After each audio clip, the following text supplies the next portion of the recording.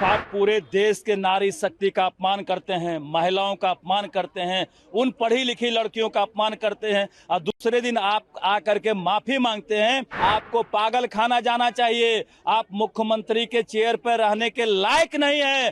बिहार ऐसे राज्य का मुख्यमंत्री अगर सदन में ऐसा बोलता है तो निश्चित रूप से उनकी मानसिक स्थिति ठीक नहीं है। लोकतंत्र का बलात्कार किए हैं, महिलाओं का अभद्र टिप्पणी करके लोकतंत्र का चीरहरण किए हैं। इनको केवल माफीनामा नहीं, इनको केवल इस्तीफा देके तुरंत इनको किसी दूसरे को जो है इस पद पर बैठाना चाहिए। पूरा बिहार पूरे देश और विश्व में शर्मसार हो रहा है, लज्जित हो रहा है। अपमानजनक, सेक्सिस्ट और जिसको कहते हैं कि अब बी ग्रेड की टिप्पणी करने का उनको साहस कैसे हुआ।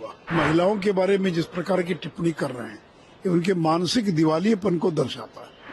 एक तरफ आप पूरे देश के नारी शक्ति का अपमान करते हैं, महिलाओं का अपमान करते हैं, उन पढ़ी लिखी लड़कियों का अपमान करते हैं और दूसरे दिन आप आकर के माफी मांगते हैं। इससे यह स्पष्ट है कि आपकी मानसिक स्थिति ठीक नहीं है। आपको पागल खाना जाना चाहिए। आप मुख्यमंत्री के चेयर पर रहने के लायक नहीं है। आपको हर हाल में इस्तीफा करके राजगीर चले जाना चाहिए। जिस तरह से कोई बलात्कारी आदमी बलात्कार करके माफी मांगे वही काम आप कर रहे हैं। आप लोकतंत्र का बलात्कार किए हैं और माफी मांगने से काम नहीं चलेगा। आपको इस्तीफा करना पड़ेगा। आप मुख्यमंत्री की कुर्सी पर रहने लायक 1 मिनट नहीं है। हर हाल में आपको इस्तीफा करना पड़ेगा। माफी मांगने से काम नहीं चलेगा। ये बिहार नहीं देश की महिलाओं का अपमान किए हैं और बिहार ऐसे राज्य का मुख्यमंत्री अगर सदन में ऐसा बोलता है तो निश्चित रूप से उनकी मानसिक स्थिति ठीक नहीं है। वो मानसिक स्वास्थ्य कार्ड जारी करें और अविलंब इस्तीफा दें। इस्तीफा से कम हम लोग नहीं मानेंगे। लोकतंत्र का बलात्कार किए हैं, महिलाओं का अभद्र टिप्पणी करके लोकतंत्र का चीरहरण किए हैं। इसलिए इनको जब तक इस्तीफा नहीं देंगे तब तक हम लोग चैन से नहीं बैठेंगे। समाज को लज्जित करने का काम किया है और इनकी मुझे लगता है कि उम्र का प्रभाव हो या और कोई प्रभाव, मानसिक स्थिति की जांच होनी चाहिए, क्योंकि नहीं तो इनके अगल बगल के पदाधिकारी या नेता गलत साइन नहीं करा लें, बिहार कहीं फंस नहीं जाए।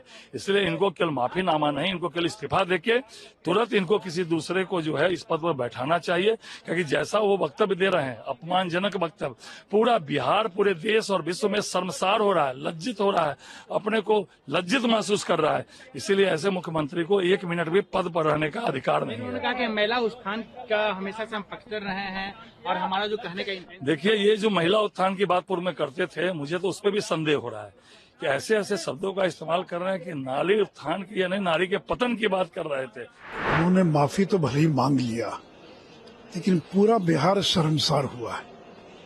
और एक मुख्यमंत्री को भी, नीतीश कुमार जैसे व्यक्ति को इतनी हिम्मत कैसे हुई कि महिलाओं के बारे में इतनी अश्लील, अभद्र, अपमानजनक, सेक्सिस्ट और जिसको कहते हैं कि अब बी ग्रेड की टिप्पणी करने का उनको साहस कैसे हुआ।